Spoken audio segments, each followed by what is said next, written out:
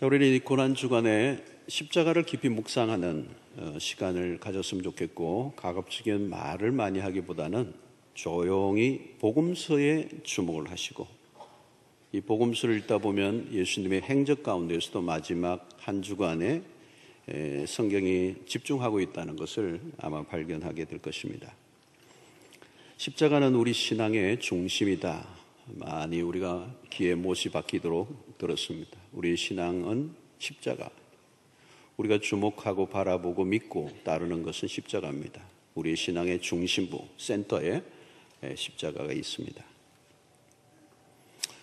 그런데 십자가란 무엇인가? 라는 질문을 우리 각자에게 던져본다면 생각보다 십자가를 온전히 안다는 것은 쉬운 일이 아니라는 걸 발견할 것입니다. 십자가를 내가 따르고 믿는다고 하지만 과연 내가 십자가를 알고 있는가? 또 얼마만큼 알고 있는가? 온전히 십자가를 이해할 수 있는 사람은 여기에 아무도 없을 것입니다. 저도 십자가에 대한 설교를 많이 했고 또 책도 많이 읽고 했지만 여전히 십자가는 한 부분만 알고 있다는 생각을 금할 길이 없습니다. 아는 것보다 더 많은 것이, 모르는 게 더 많은 것이 사실입니다. 오늘 우리는 십자가의 모든 것을 다 알 수는 없지만 아주 한 부분만 좀 살펴보려고 합니다. 자, 우리는 우리의 인생에 불행한 일을 당하면 그것을 십자가라고 생각을 합니다. 우리 인생의 가장 큰 문제, 큰 고통을 당하면 그것을 우리는 나의 십자가다. 육신의 질병을 겪고 있는 분들은 그 질병 때문에 이것이 내 평생에 지고 갈 십자가다. 이렇게 또 생각을 합니다. 우리는 우리의 인생 가운데 어려운 일을 당하면 또 그 어려움이 주는 고통이 깊어지면 하나님을 원망할 때가 있습니다.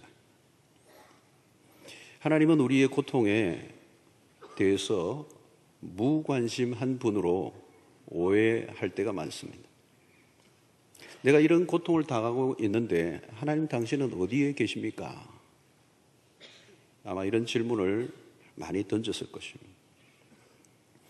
우리 인생은 고난의 삶입니다. 고해라고 그러죠.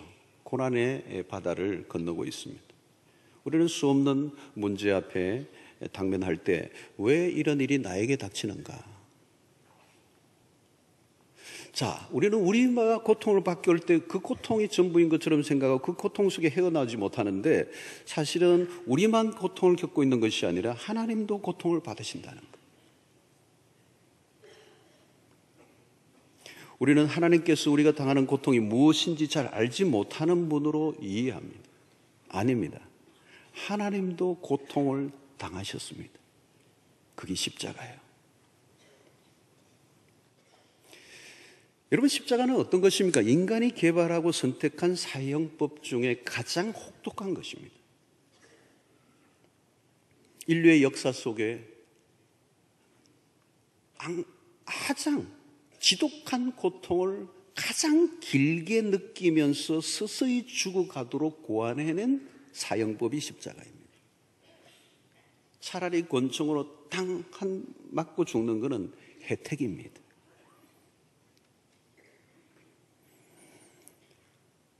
그 사형법에 의해서 예수께서 죽임을 당하셨습니다. 고난당하신 신을 우리가 이해할 수 있을까요? 죽임을 당하신 하나님이라는 개념은 다른 종교에서 찾아볼 길이 없는 것입니다. 우리는 불교는 아주 심오한 면이 있어요. 불교 안에도. 근데 철학이에요.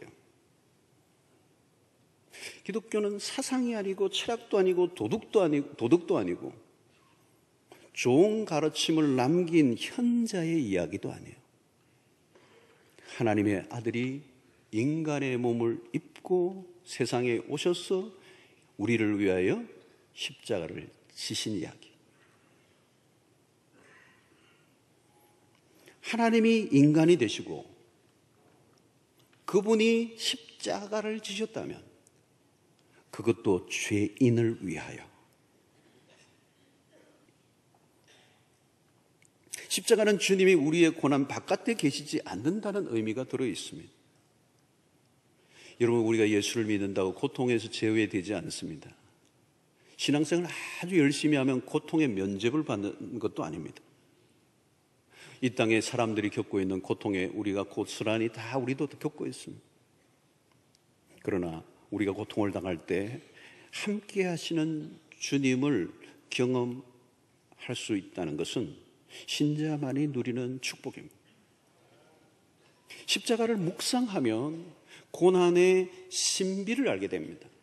그 고통이 고통으로 끝나지 않는, 처음에는 우리가 고통을, 그 당하는 나의 고통 때문에 너무너무 힘들어하지만 어느 순간 그 고통을 통하여 주님의 그 십자가 앞으로 나아갈 때 주님이 당하신 그 고통으로 관심이 옮겨지면서 내가 당하고 있는 고통이 새로운 사건으로 변모되기 시작합니다. 죄 없으신 하나님의 아들 예수 그리스도는 왜 그토록 혹독한 십자가의 고통을 당하셨는가? 십자가를 거부할 수도 있는 능력을 충분히 가지신 분이 왜 그것을 받아들이셨는가? 주님이 우리의 고통 가운데 찾아오셔서 무엇을 하시는가? 하나님이 고통을 무엇인가를 빚어내기 위한 도구로 사용하십니다. 우리의 삶의 위대한 역사의 대부분은 가만히 보세요.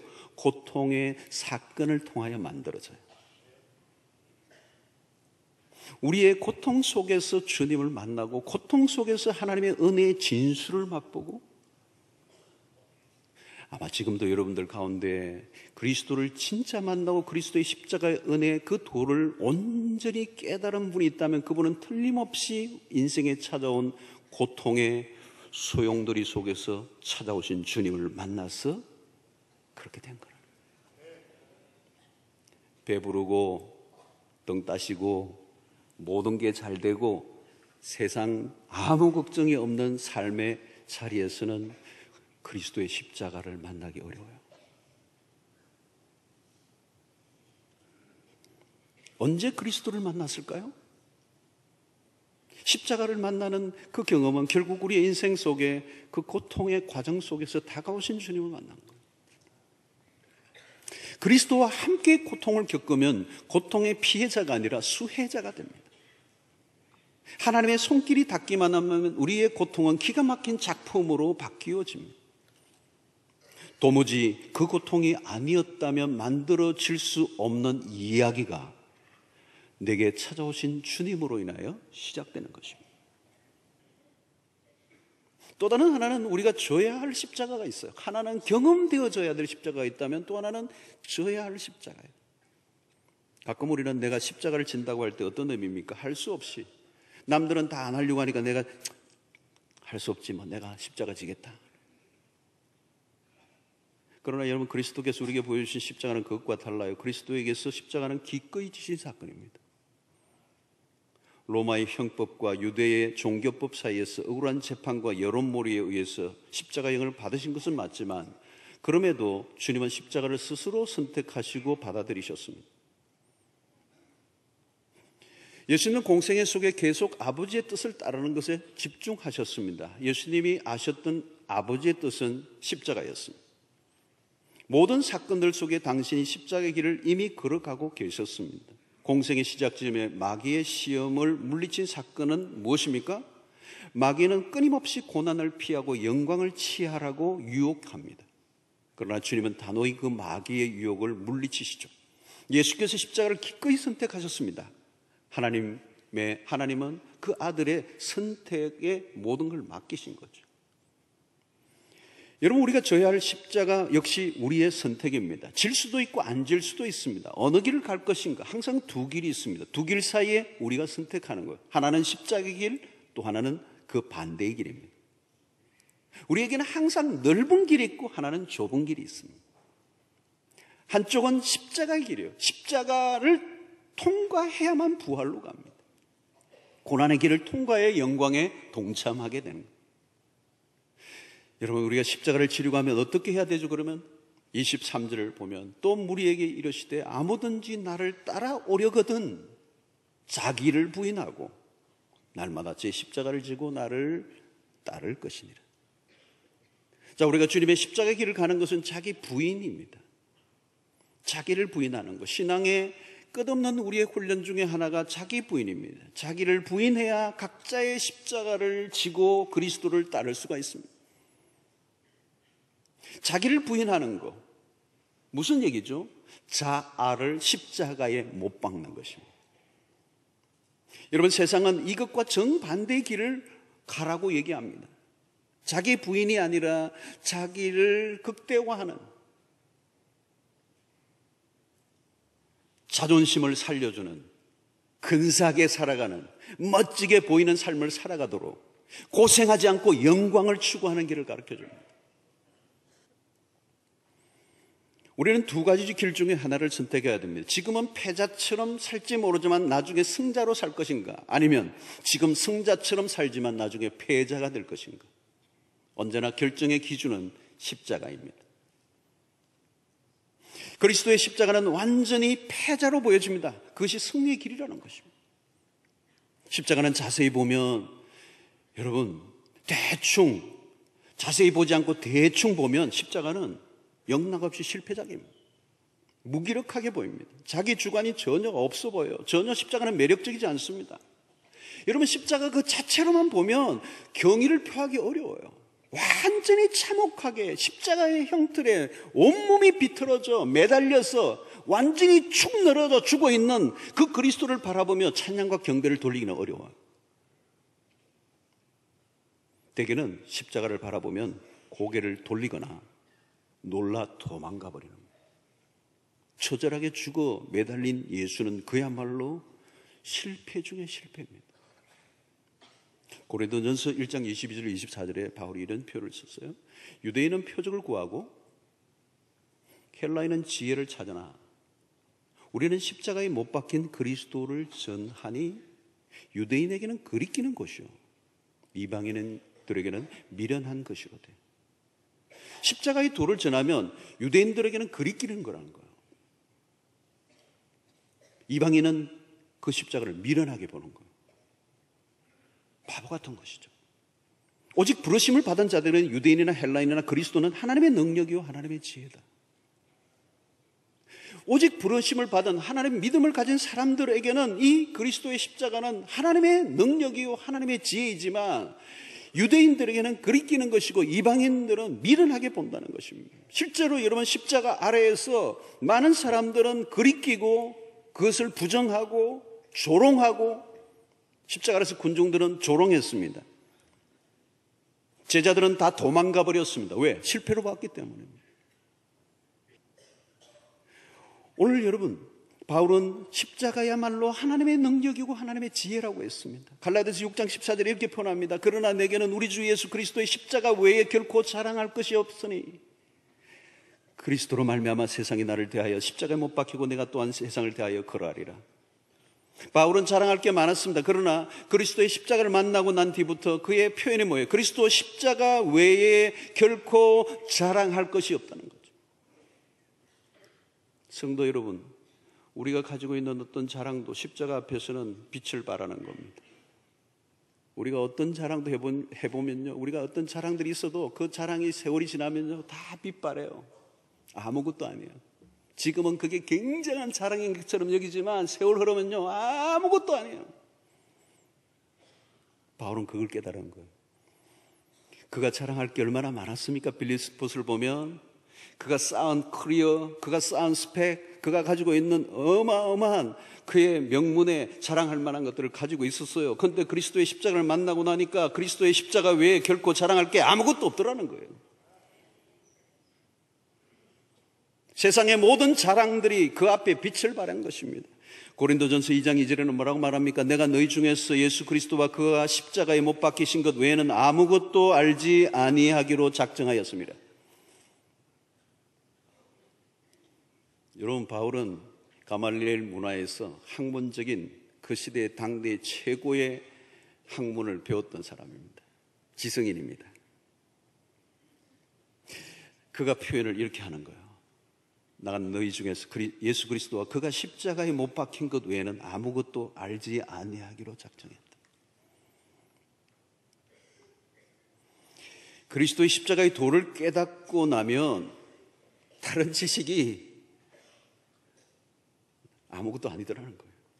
그것이 진짜 하나님의 지혜와 능력이라는 걸 발견했기 때문에 그 도에 바울은 모든 걸 걸고 그 도를 따라 살고 그 도를 위해 죽겠다라고 하는 고백을 한 것입니다.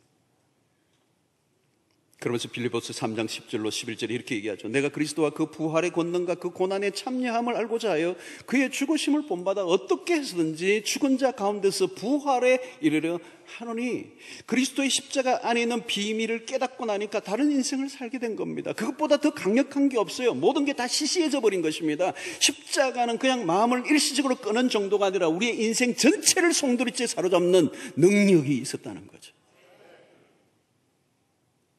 사랑하는 성도 여러분, 이번 한 주간에 그런 은혜가 있게 되기를 축원합니다. 이 강도 안에 빠져드셔야 돼요.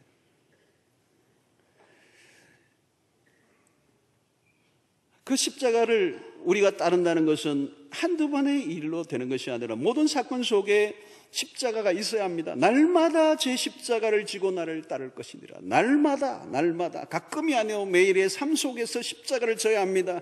모든 선택과 결정의 중심에 십자가가 있어야 합니다. 한순간이라도 십자가를 놓쳐버리면 우리의 신앙은 길을 잃어버립니다. 십자가가 없으면 우리의 신앙은 타락하고 맙니다. 격길로 빠져버리고 마는 것이죠. 우리는 자칫하면 십자가를 놓치기가 너무 쉬워요. 인간의 본성과 거슬리는 것이기 때문에. 그러므로 매 순간 십자가를 진다고 하면 어떻게 해야 될까요? 갈라디아서 2장 20절이 답입니다. 내가 그리스도와 함께 십자가에 못 박혔나니 그런 적 이제는 내가 사는 것이 아니요 오직 내 안에 그리스도께서 사시는 것이라.